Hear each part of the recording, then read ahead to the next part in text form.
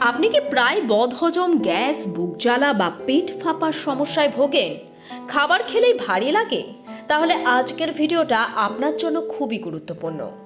আজ আমরা জানব হজম শক্তি বাড়ানোর সহজ ও প্রাকৃতিক উপায়, যা আপনি ঘরে বসেই করতে পারবেন। হজম শক্তি কমে যাওয়ার কিছু প্রধান কারণ হলো অনিয়মিত খাওয়া, অতিরিক্ত তেল মশলা, কম জল পান, মানসিক চাপ, ঠিকমতো না চিবিয়ে খাওয়া। এই ভুলগুলোই ধীরে ধীরে আমাদের পাচনতন্ত্র দুর্বল করে দেয়। হজম শক্তি বাড়ানোর সেরা উপায়: সকালে গরম জল পান। সকালে খালি পেটে 1 গ্লাস গরম জল পেট পরিষ্কার করে ও হজম শক্তি বাড়ায়। 2. জিরা জল।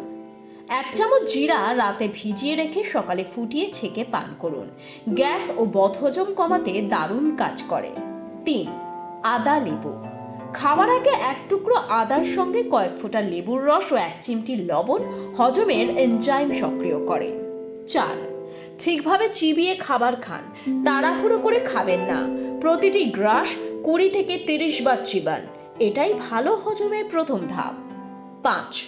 দই ও প্রোবায়োটিক খাবার। দই, ঘোল, ফার্মেন্টেড খাবার পেটের ভালো ব্যাকটেরিয়া বাড়ায় এবং হজম শক্তিশালী করে। 6. অতিরিক্ত জল খাবারের সঙ্গে নয়। খাওয়ার 30 মিনিট আগে বা পরে জল পান করুন। হজম দুর্বল হলে এড়িয়ে চলুন। অতিরিক্ত তেল মশলা, ফাস্ট ফুড, খুব ঠান্ডা পানীয়, রাত জাগা। বন্ধুরা, হজম ভালো থাকলে শরীর থাকবে সুস্থ ও শক্তিশালী।